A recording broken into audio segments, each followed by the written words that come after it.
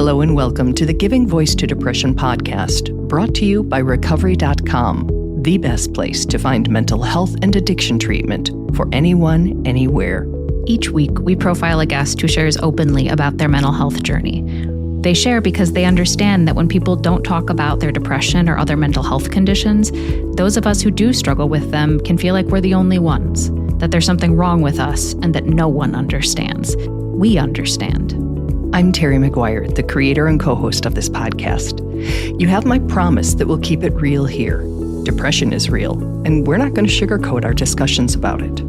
Hope is also real, and you'll get a dose of that here too.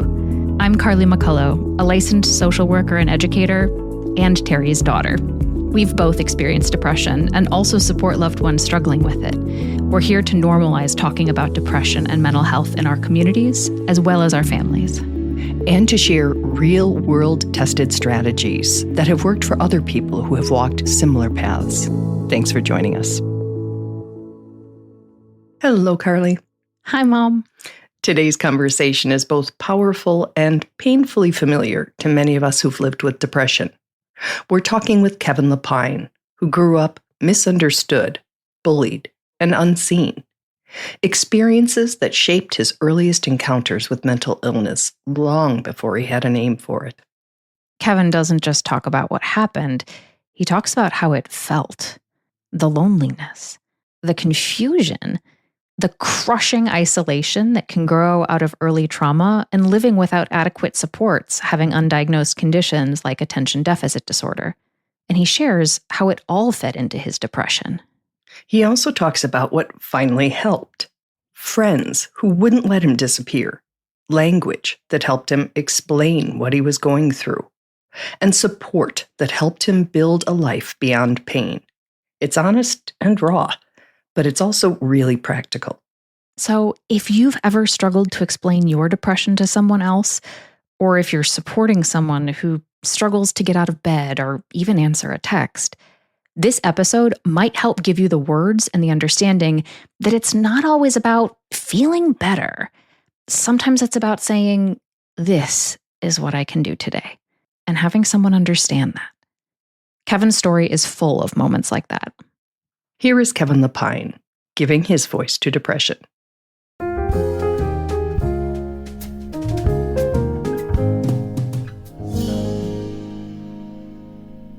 Kevin, let's start with you telling me when and how depression first appeared in your life. When I look back, I can honestly tell you that there are many things from my childhood that were signals of depression. But I was also bullied a lot in school. Yeah. And that bullying led to a lot of the depression. But we didn't know what depression in kids was at that point in time.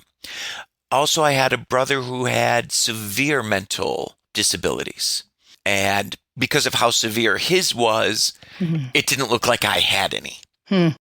Tell me about the role of bullying in your mental health. I was adopted, and I was an only child for many years. And because of that, I was raised around adults. And I had ADD, which, once again, wasn't really being diagnosed in, the late 70s, early 80s. So I, first of all, didn't understand when kids were like playing around teasing. Like that didn't make sense to me. So I took it personally. Because I took it personally, sharks smelled blood in the water and they knew they could get a reaction out of me. And so that just kept going and going and going and building and building and building. When I would tell somebody about the bullying, the teacher would then have to do 30 minutes on don't bully each other, which meant Kevin was getting his ass kicked because they all knew who was responsible for it. Yep. Thankfully, nowadays, that module has changed. Nowadays, we know you don't do that. You don't react like that for that. So first of all, please reach out to somebody. You may be experiencing bullying at school. Tell somebody at home. If you're experiencing bullying at home, please tell somebody at school or tell somebody that you know you can trust. I know how hard it is to reach out. What would your hope be if you were able to have gone home and told your family to follow your own advice? First of all, the advice we were all given back then, oh, well, just ignore it. It'll go away. No, you don't ignore it. It doesn't just go away. And I know there's a lot of negativity around, well, you don't want to feel like a victim. Okay, well, you are a victim. And you need to understand that. And you need to understand it's not your fault you're a victim. But I wish I would have had other tools to understand what was happening. Yeah.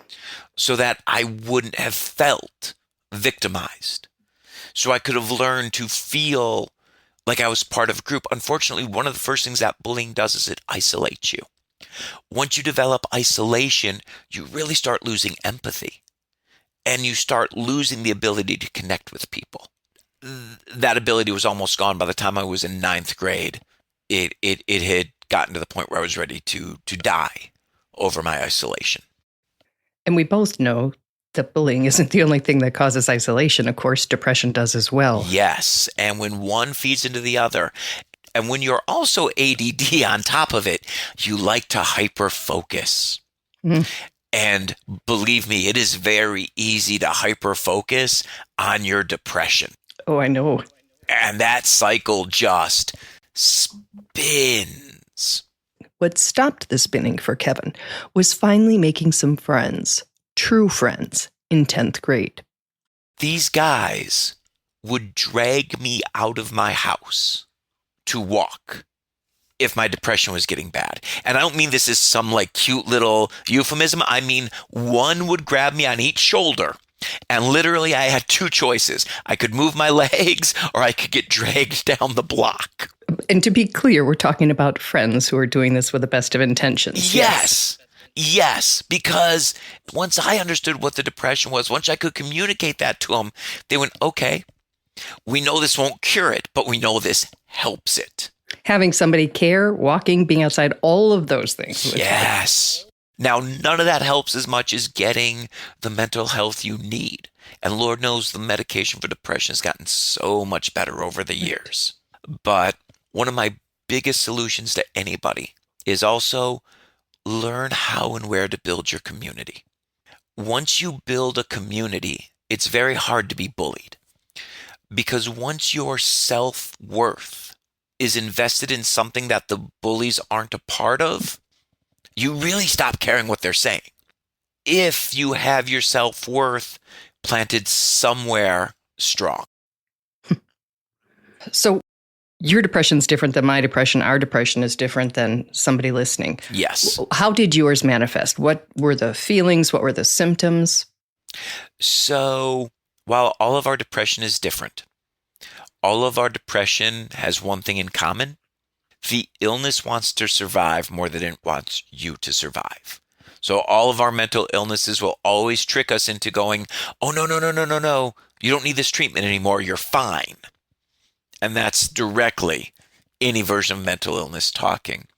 Mine really manifested in, I would see something I wasn't succeeding at. And because I wasn't succeeding at that, then I wasn't going to succeed at this other thing. Then I wasn't going to succeed in this other thing.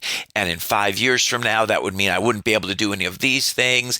And the weight would just get crushing and crushing and crushing until I just couldn't do anything. It would be paralyzing. And while you were paralyzed, I'm assuming you mean in bed, because that's where I sure was. Yes. Bed, couch, anywhere besides the world. Yeah. Some of us have deep sadness while we're there, and others have sort of nothing, just nothing, other than the desire to go back to sleep, so you're not feeling even that.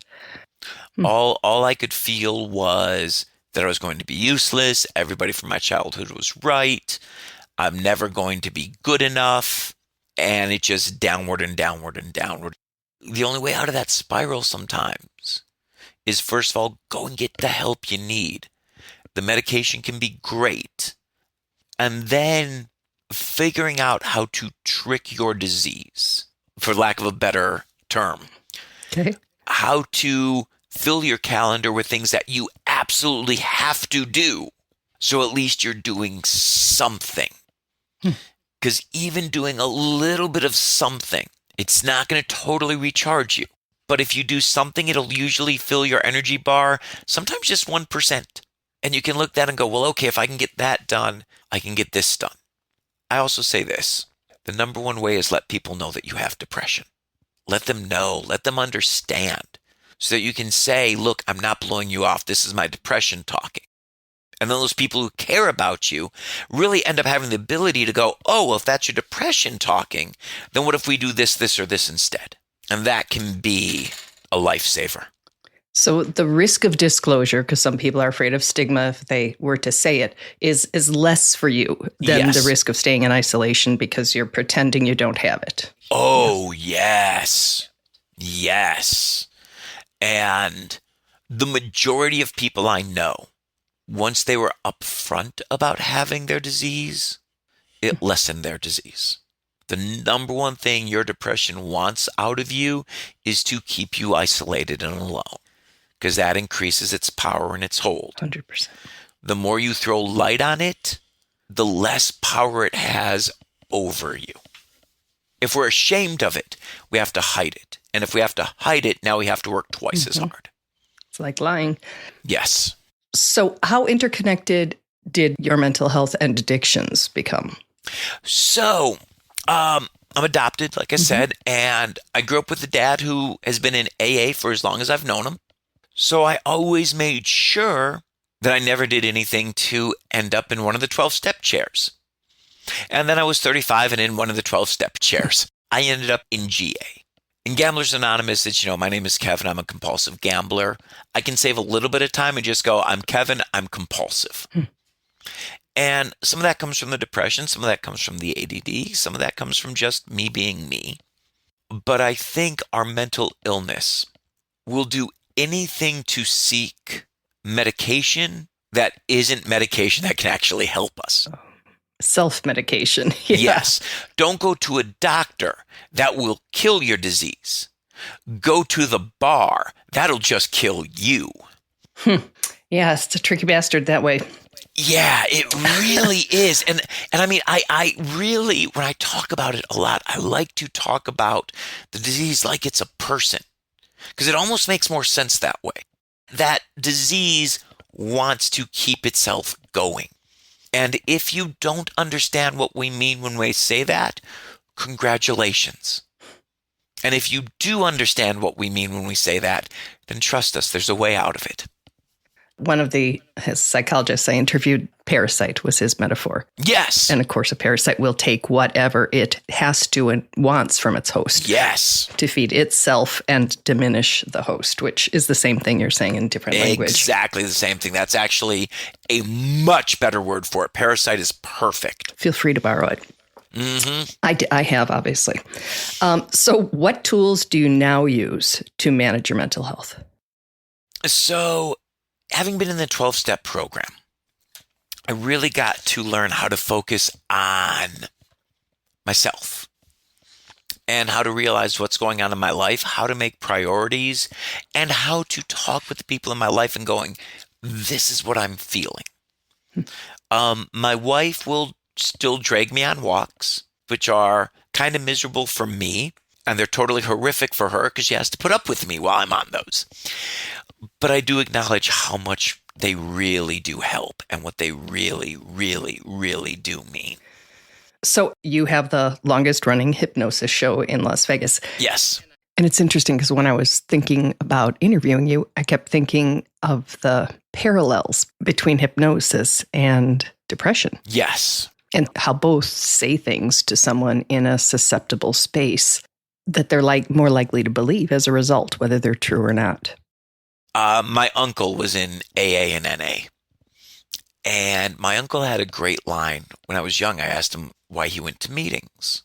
And he said, because I have these demons screaming in my ear all the time. When I go to meetings, it takes them from a scream to a whisper. And I thought that was an absolutely brilliant line. And it's true. So for people who still feel under the control or spell of their depression, what helped you believe that a different future was possible for yourself? Oh, simple. It's either that or die. I mean, quite literally, there were two situations in my life where it was either get better or die. And I realized I didn't want to die. The first time was when I was 15. Because of all the abuse that I had endured through school, I was ready to kill myself. And then, thank God, I had this weird thought. I took out a piece of paper and I wrote a list of everything I hated about myself, which was a very, very long list. I wrote a list of things I liked about myself, which was a very short list. And then I wrote a list of everything I wanted to be. And I prayed on that in a way I had never prayed before. I just felt lighter. And I went to bed that night. And then I started a new life trying to be that person. The second time was when I was 19, 20. Because of my depression and everything else, I had a full breakdown. And once again, I was out of control. I didn't want to live. And I went, okay, that's it. I need serious help. And I went to community mental health and I met with a doctor. I got on some antidepressants at the time and really started to learn how to rebuild my life. From your experience, what do you say to somebody who's still in it, who's still hurting, who still just doesn't have hope that things will change, that they will change, and that life will be something they look forward to living? So let's start with the easiest level on that. Okay. The easiest level is if I tell you in the middle of your depression that you can be happy, you will tune me out immediately. One of my favorite, things when I'm talking to people about depression and hypnosis, it's like, oh, well, just don't feel depressed. Oh, well, go F yourself. Because I think that's the right response to that. Oh, well, you have anxiety. Just don't think about it. Well, go to hell. But even worse is the whole, oh, no, you can be happy. No, I can't. One of the reasons I can't be happy? I've never experienced it. I don't know what it is. See, when you say I can be happy, I don't know what you're talking about. But if I say it can be different, now I'm curious. Promise your life can be different. Promise you can find a way to grow and achieve the life you want to achieve. And when I say achieve, it's because you're going to have to work for it. And I know this is one of those cliches that's been said over and over and over. You're not going to get everything you work for, but you're going to work for everything you get. It can be different, and different can be better. And once you see the better that different has, then you see the next thing you can achieve. It's not about getting to the top of the ladder. It's just about getting one more step up. And I promise you, that next step is achievable. I could hear that and accept that much better than I could. You're going to have this wonderful life. Yeah. And it's so weird because everybody who says, oh, you're going to have this wonderful life, they're trying to be sweet, but they don't understand that we don't have anything to pull that experience from. So yeah, I like to say it can be different and different can be better.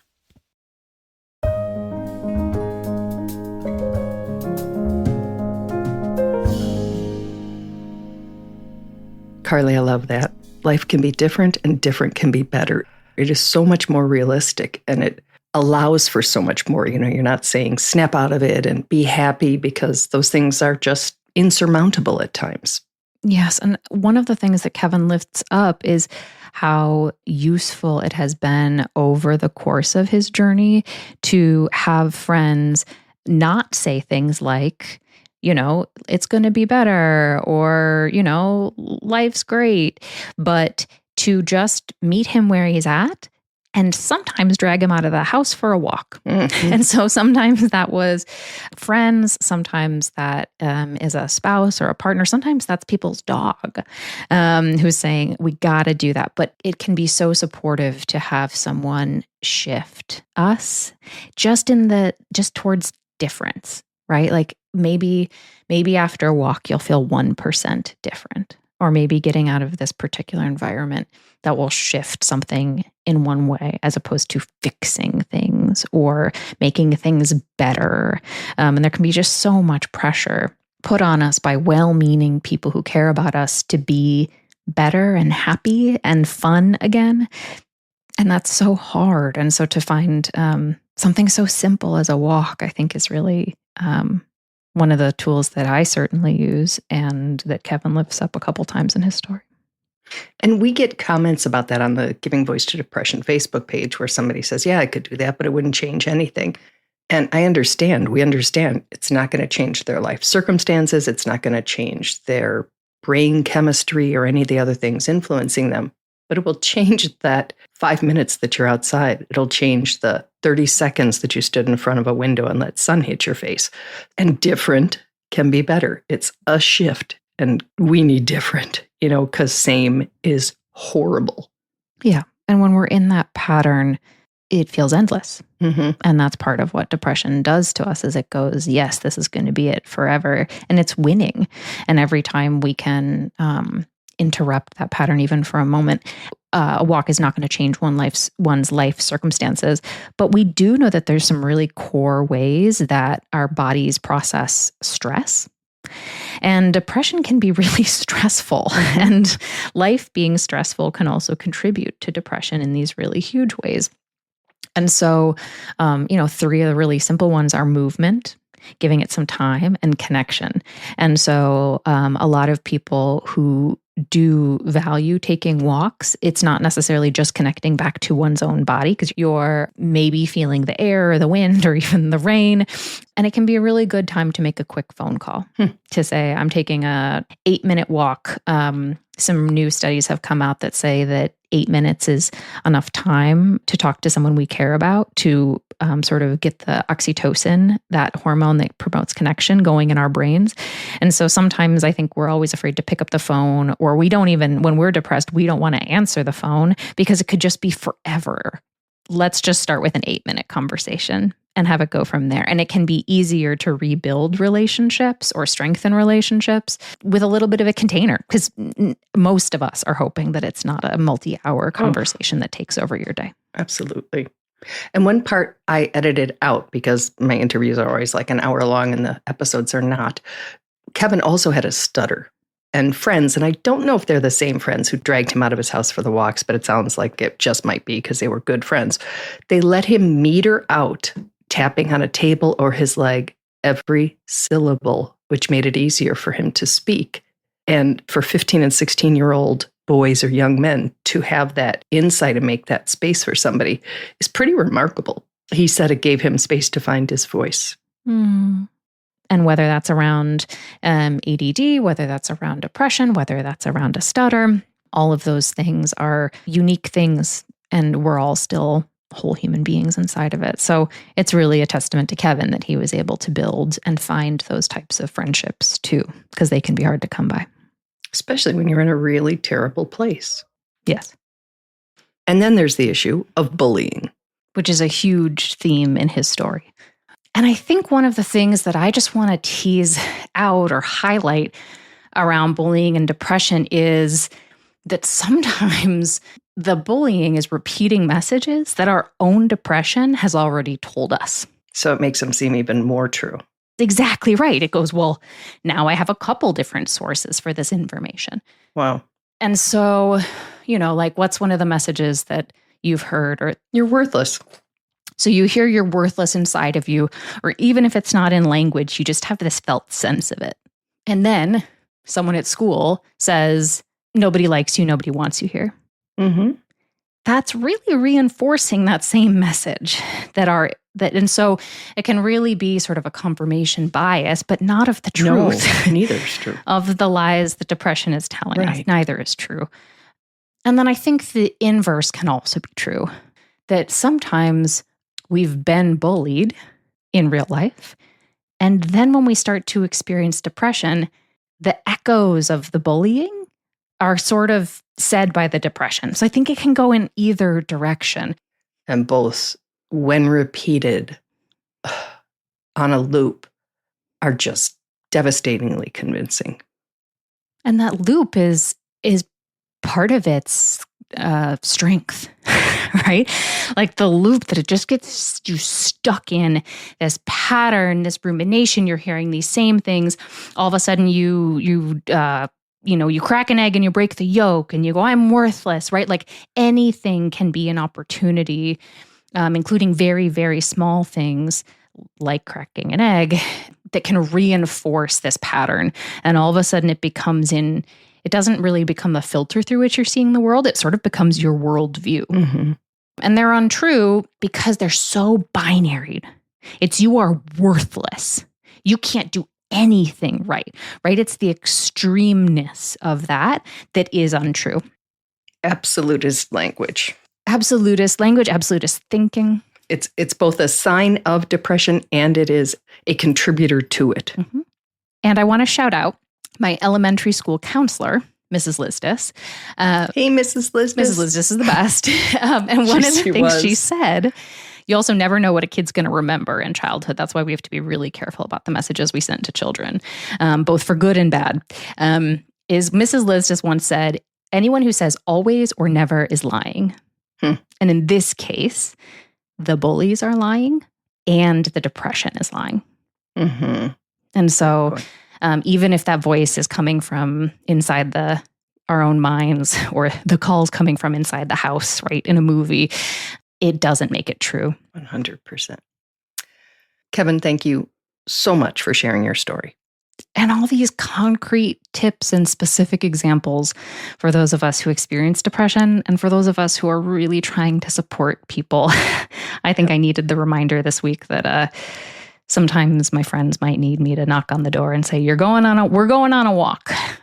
So thank you. Even when you know these things, it can be easy to forget all the different ways that people need and deserve support.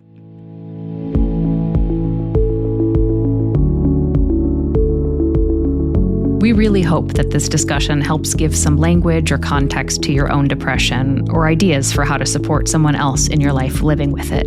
We invite you to check out the hundreds of episodes in our archive and to explore both the Resource Hub and treatment options on recovery.com. Depression is too dark a road to walk alone. We'll be back next week.